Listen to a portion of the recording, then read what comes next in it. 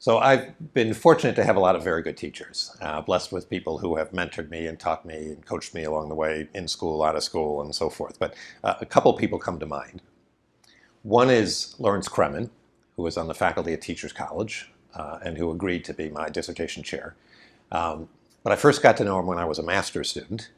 And I was excited by what he was writing and reading and so forth. And I thought, well, I want to connect in with this guy somehow. And so I convinced him to let me into his doctoral seminar. I was a master's student. I hadn't even taken his intro lecture course or anything else. But he let me come in. And so it was a small seminar. I think we had 6 or 7 students.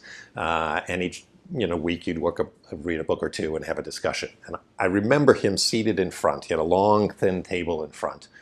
And he had piles of books on either side of him.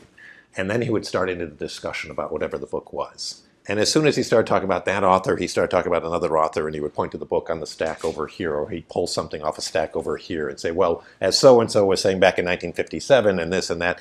And he began this conversation as if everyone were in the room with him.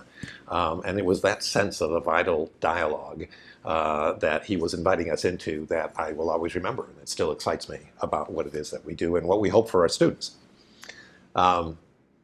A second person was somebody who taught me in high school, and I don't remember a whole lot about his course in high school. It was around Greek and Latin etymology, which I figured I should take. But what I do remember was that as my soccer coach in Cleveland, Ohio, he told me, he said, I don't care what you people do in college, but what you need to make sure you do is study abroad your junior year. I don't care what else you do. Don't make any excuses. Go. Experience some other country. And so I did. And I have to say that it was a life-changing kind of experience. And so I'm very grateful to Greg Knittel, who was my soccer coach and etymology teacher in high school, for having given me that help.